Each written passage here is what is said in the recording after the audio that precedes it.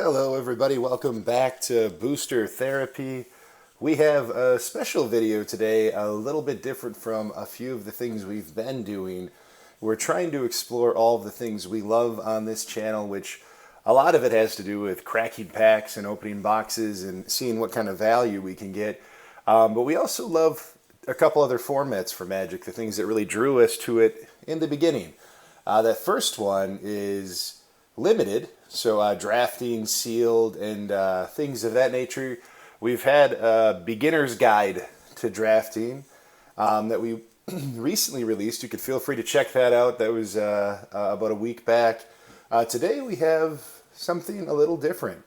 Different kind of pack cracking today. We're actually going to dive into Commander, the other format we really love, and explore some options with this, in particular a deck today that really can go one of a couple ways in something that I'm hoping inspires you all to dive into this kind of Commander deck. One I haven't seen a lot, but I know it exists out there. It can be budget friendly, which is nice. We all like working on a budget. The option I'm going to explore today is maybe a little less budget friendly. And stay tuned. The end of this video has a little surprise for you all. Hoping you guys can hang in there with us through the tech. I'm going to talk through a few different avenues with this, different ways to win and how to make this as effective as possible. Talk about how you compare that down if you want to simplify things and keep it a little bit more budget friendly. And then again, at the very end, a surprise. A surprise that's in this box. And this box might be a little surprise for you if you are a subscriber, but we'll talk about that at the end. Let's bust this thing open quick and see what we got. Hey, Slimefoot, the Stowaway. That's right, everybody. This video is going to be dedicated to our buddy Slimefoot. So if you don't know what this card does, it's a legendary creature. It's from Dominaria, so I'm guessing a lot of you guys might have these sitting around in your bulk, ready to break it open and make it your featured commander. But Slimefoot is 3 mana for a 2/3. Whenever a Saproling you control dies, it deals 1 damage to each opponent, and you gain 1 life. And then you can tap 4 of any color to create a 1/1 green Saproling creature. So the idea here is he does a lot of damage if you get that thing rolling the right kind of way. And we're going to explore a few avenues in which you can make this guy really roll. So we're going to kind of go card by card. We'll keep our commander up in his command zone. And we're going to kind of go through what I've got here in this deck, the things that I have kind of pieced together. There's definitely a few other solutions and other ways to do this, but we're going to explore the way I do it. The first thing I want to journey into is the first part of this deck, the first option to winning, the first thing to start generating. That's creating your Saproling engine. So Slimefoot on his own is a great engine. He really drives himself, but let's make it easy on you and a little less stressful. And we'll start with the big boy, an old classic that you saw again in Dominaria. And again, hoping a lot of you guys might even have this laying around because you've been doing a few drafts and you have a couple of Verdant Forces out there. So this guy, once you can get him out, he's big, he's 8 mana, but man, at the beginning of each upkeep, that's right, you have 3 opponents, they all have upkeeps. At the beginning of each one, you put a 1/1 green Saproling creature token into play under your control. So again, just a huge engine to generate more and more and more, and that's the idea of this first part of the deck, is how can we get as many Saprolings as possible. So the next thing we have here is a Spore Mound. Spore Mound kind of has a landfall trigger. Whenever a land enters the battlefield under your control, you get a Saproling. And in his own, he's a 3/3 fungus. Fungus will have some relative play here. We'll talk about that in a minute. The Sporelith Ancient, kind of a similar deal. Beginning of your upkeep, you got a Spore counter. You can remove 2 Spore counters, create a Saproling. We'll talk about those counters and how to make the most of them in a little bit as well. Tender Shoot, it works a lot like the Verdant Force does. These guys have similar mechanics. They drop a Saproling at each upkeep, which is ridiculous with multiplayer formats. He also can ascend and give all of your Saprolings +2/+2 once you've hit that 10 permanence. If you don't know what ascend is, that's exactly what it is. It's on the card. If you have 10 or more permanents, you have ascended. You keep that for the game. So really just another engine to get the Saprolings out there and to make them big. Scatter the Seeds. It's a Convoke spell that's going to give you 3 Saprolings. Thallid Omnivore, he can play off those Saprolings, help you gain a little bit of life if you're in a pinch. That's really what I'm looking at here for more than anything on this mechanic. Also, it's one that a lot of us have. It's kind of a bulk common that you see in Dominaria. The Migration, same thing kind of as Scatter the Seeds. Sporecrown Thallid, this helps out our Saprolings and our funguses, which we're going to have a lot of. And just makes everybody bigger. So he's our Saproling Lord, 2/2 for 2. That makes everything just a tick bigger. Utopia Mycon. So another fungus, creates Saprolings, and helps you drive a little bit more of that mana ramp. So getting into those big spells like Verdant Force and other things like that, this guy just helps you get there a little bit sooner. And having these sacrifice abilities, going to be very important. We'll talk about that in a minute. Sprout Swarm, it's a similar thing to Scatter the Seeds and the Migration, except it's got buyback, which is really great when you can convoke to a buyback. So this is just an endless instant speed creature pop for Saprolings, which really helps. Another fungus, this one gives you a little bit control of the board, can give -1/-1 till until when you sack a Saproling. Again, another outlet for sacking, which will matter. Spore Swarm, 4 mana instant, 3 tokens. We need that. Spore Sour, or Sower? Spore Sower Thallid. So again, it's just another engine for Saprolings that plays off the counters, and a 4/4 for 4 fungus, which is in itself going to be good for us. And the last thing that's going to talk about this engine of Saprolings is the Psychotrope Thallid. So again, another way to get Saprolings on the board, but a really effective way to sacrifice them and then benefit from that sack by drawing a card. So helping you get through your deck and really getting to the cards that we need you to have to win this. So again, this is the first part of our deck. It's the engines. What helps us get more Saprolings for cheap and helps us play off what Slimefoot does, not just by him creating his own Saprolings, but also him dealing a damage to each of your opponents and getting that world damage in there. The last thing, I guess, with that engine is Theonite Hermit. Forgot that or Thelanite Hermit. So again, it's a Saproling Lord. He can morph, and he creates 4 when you flip him face up. So you really want to get that morph in there. But if you couldn't, he's still giving everything +1/+1. All right. So the next part that we want to kind of dive into is the sacrifice mechanics and how we're going to play with this. So I'm going to kind of work through all of these. The biggest thing is we know we want to sacrifice things because when our Saprolings die, it's not bad for us. It deals 1 damage to every opponent. We're going to gain a life. And that's really a big part of how we win, is that universal damage. There's another way or 2 other ways we'll talk about winning with how we've built this today, but really it's that sack and damage is how we're going to try to get there and be the winning team or the winning player. So this first one is Krav. This is a new one from Battlebond. Again, sacrificing creatures, getting to draw cards, and then you're adding 1/1 counters to him, which again, we're going to talk about it in a minute. Those counters are really going to matter. They really can help us with getting things big and moving faster. We've got some cards that really pick that pace up. But again, just being able to draw cards and sack creatures, which we like to do, is really a huge benefit. Falkenrath Noble just helps us to really double down on what Slimefoot's doing for us. The only downfall here is you're targeting a player, so you're going to choose who you hate, and you're going to pick an enemy right away when the other one's a little bit universal, but really makes everybody hate you. I mean, nobody's going to love you if you can make this thing really go off and become effective. So again, just doubling down with that. Hell's Caretaker keeps our creatures that we want in play. It also has a great sack mechanic, but it really saves something that we might have lost that we don't want to lose. So he just helps us keep things in play. Poison Tip Archer, again, another one I'm hoping you guys might have seen. You might have just laying around his bulk. A lot of us are getting this in the core set drafts. He's just a wildly efficient creature for 4 mana. And he plays a bit off of that when you have a creature die. So you're sacking these creature, every opponent is going to lose a life. So he doesn't deal the damage, but loss of life is still important. Carrion Feeder gives us another one of those sack abilities, and it's just making something big while we do it. And again, in a moment, we're going to talk about how much it matters that we're putting these 1/1 counters on certain creatures.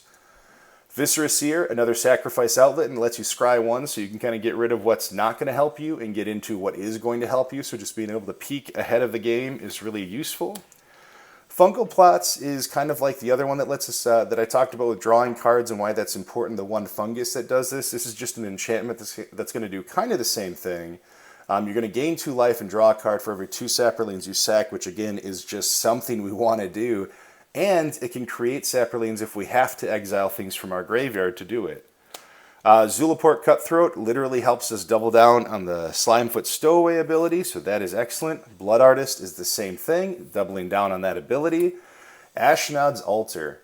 This helps us to sack those to trigger all that loss of life, but it also gives us mana, and 2 colorless mana. And if we remember, Slimefoot loves colorless mana, and you can just create Saproling after Saproling after Saproling. So we're going to talk about it in a moment, but there is a way that we can use something like this alongside another card to get basically endless Saprolings, where we're going to kind of combo off and go infinite with loss of life by gaining mana with this. So this is a key card to this deck. It's one that I believe is $3 or $4, so it's budget friendly enough, a little expensive for an uncommon, but it is essential to you winning with this deck.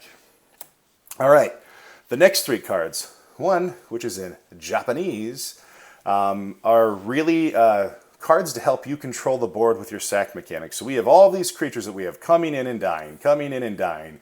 We want to play off that as best as we can. These 3 cards do all what this card does. So this is Dictate of Erebos, so since you can't really read it, it's in Japanese. This has Flash, 5 mana enchantment. Whenever a creature dies, whenever a creature you control dies, each other player sacrifices a creature. So it's Grave Pact, but for 1 more mana and 1 less, one of them not having to be black. But it also has Flash, so it can drop in. Butcher of Malakir is Grave Pact on a stick. So we're going to focus on Grave Pact because all 3 of these cards do the exact same thing. It's really controlling the board. It's when you've got those decks that have Yidris and Atraxa, commanders that they only really have the 1 creature of, you get to keep that thing in the command zone the entire game with cards like this out. When you sack a Saproling, you're killing the board over and over and over again. So you're going to see we don't really have any board wipes in this. That's because these 3 cards are board wipes for all essential purposes. I mean, we have so many ways to sacrifice our creatures for positive effects that this just gives us 1 more level of positivity to say, you don't get to establish any board presence with creatures. You're going to leave us wide open to do whatever we want, and we're going to talk about how we're going to utilize that with the next stack here on how, if we can't win with the universal damage, how we win by getting giant and going wide. So we're going to dive into that. With the next chunk of cards here, okay. So Winding Constrictor, it's just helping us with all those counters. Whether you're a fungus or getting a 1/1 counter, spore counters, all those things, you're getting 1 more every single time. Vigor. Vigor is just going to help keep our creatures alive from combat damage. It makes basically everything you have, all these, hopefully, dozens of Saprolings, Superman blockers, where they're never going to die to combat damage. They're just going to get bigger and bigger and bigger, and then become impossible to deal with. Mezarek is one that just plays off our sack mechanic, and it helps him to get bigger and bigger as well with 1/1 counters. So Primal Vigor helps us double up on those 1/1 counters and double on those tokens. So this is almost the same as Doubling Season. Not quite as good. Doubling Season doesn't specify that it's got to be 1/1 counters, just counters in general. But this doubles all of our 1/1 counters, doubles all of our tokens. And this, alongside of Ashnod's Altar, every time you put a Saproling into play for 4 colorless, you get 2 of them. You sacrifice 2 Saprolings, you get 4 colorless mana. You can cast another Saproling, which makes 2 of them. Then you sacrifice those, and you do it again. And then you do it again, and you do it again. And you do it until you've killed everybody because Slimefoot's deadly, and you have just gotten into your ultimate combo. So this, alongside of Ashnod's Altar with Slimefoot on the board, makes you win the game. You can't lose at that point unless somebody's able to remove this and get rid of it while you're working your instant speed mechanics. Well, go figure. If you're going to have a Primal Vigor, you're going to have a doubling season too. Again, pretty much the same thing, just better. So even those funguses that are getting the spore counters, it's doubling that. It's doubling your tokens. It's doubling your fun. So really, doubling season is one of the more expensive cards in this. It's $40. But like I said, stay tuned to the end of this video. I'd like to help you with that. But this is really, you know, you could go without it if you're trying to go budget friendly. You know, this thing really adds to the dollar you're spending, but this is so impactful. My hope is you played a little bit of Battlebond because it's one of the better sets to draft out there, and Two-Headed Giant is super fun.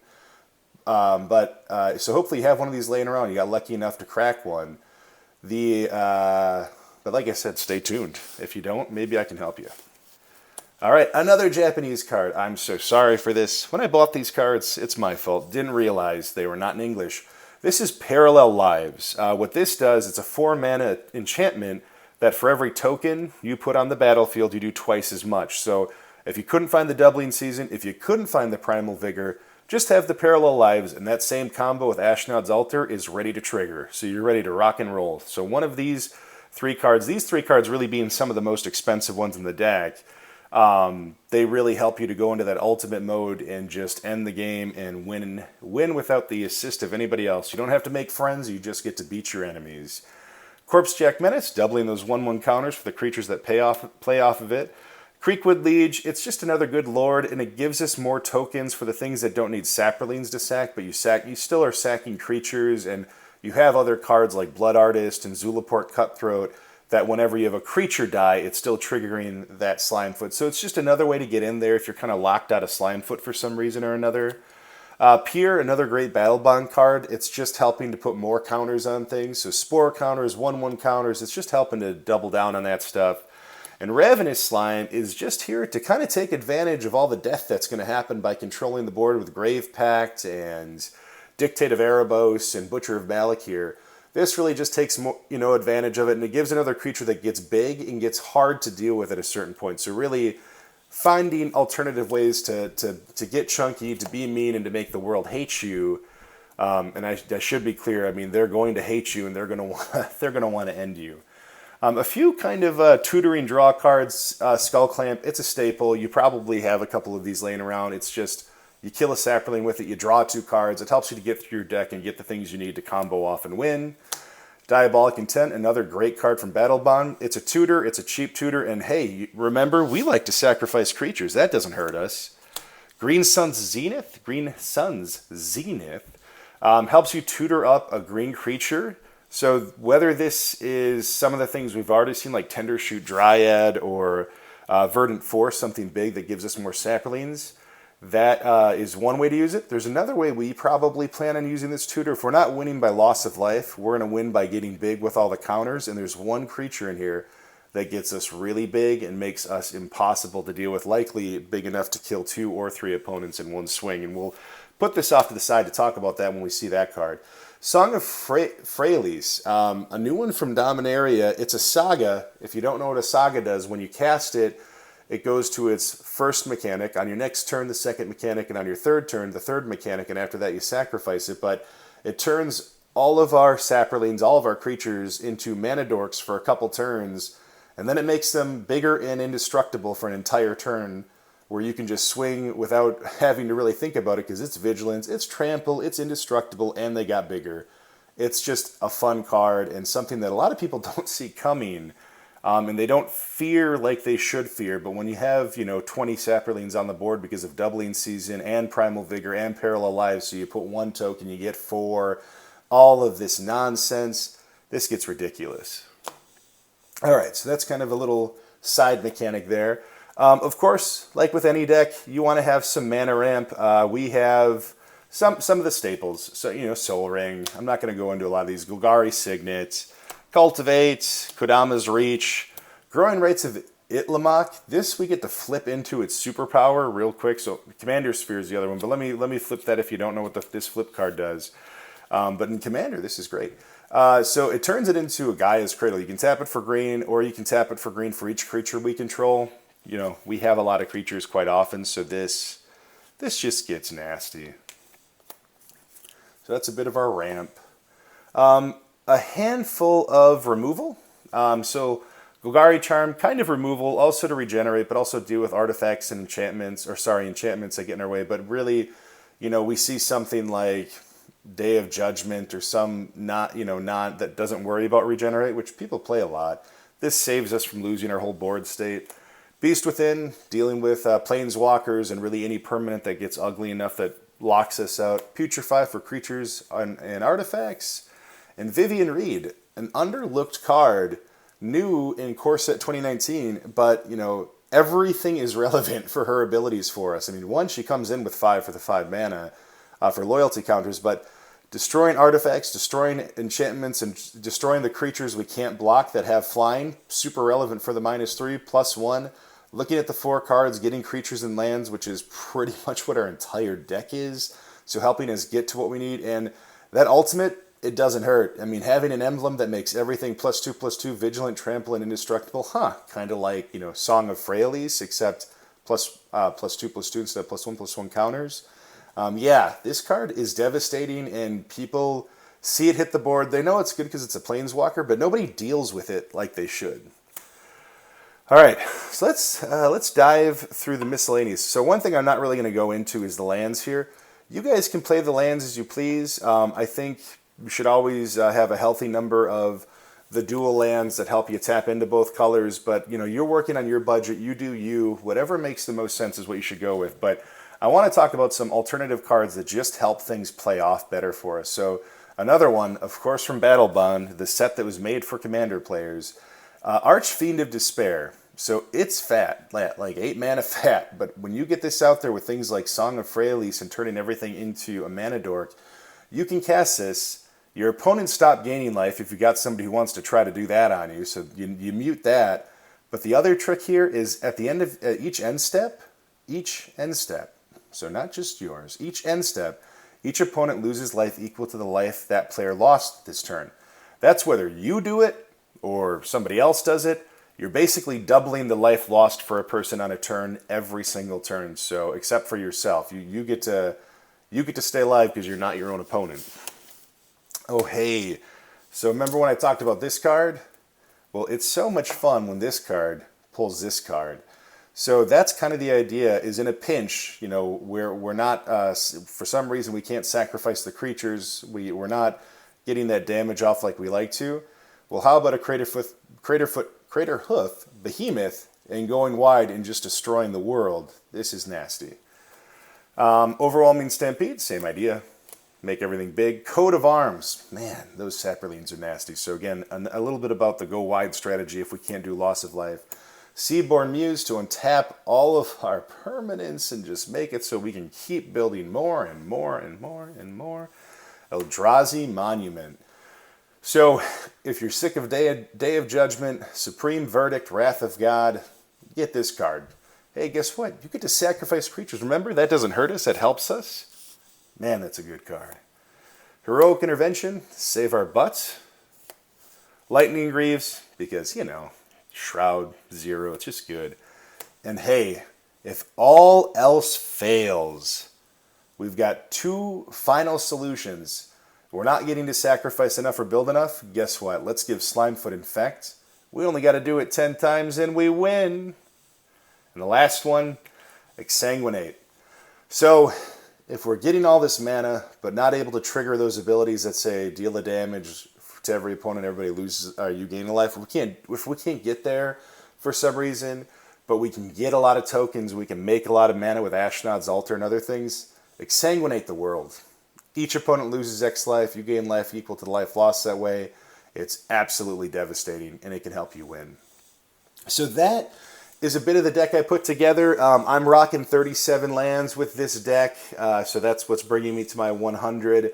I really struggle making cuts. There's a few other cards I had in here, and there are cards that I would still debate trying to find its way in here. I think there's even a fungus I might still remove and put like Beastmaster's Ascension in just to make that go wide strategy relevant again. I think that's a smart way to play when you can't do the other things that you really would rather do that are easier to win with. So that's something I'm considering. Necrogenesis is a good card. There's a handful of other cards you really could work with here. Fecundity, hopefully I'm saying that right, is another one for drawing cards as well. So there's a lot, there's a debate, you know, a few more things you could do here, probably some stuff you could cut. What I've got built here so far is ridiculously successful.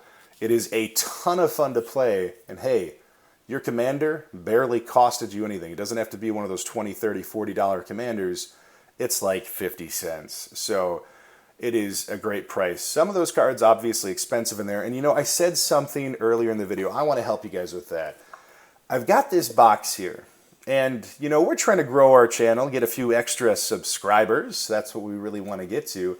So I have something I'd love to give to you guys. So we're going to leave this video running for a couple weeks. At the end of a couple weeks, we're going to pull a list of our subscribers who have all made a comment on this video, and we're going to give this away.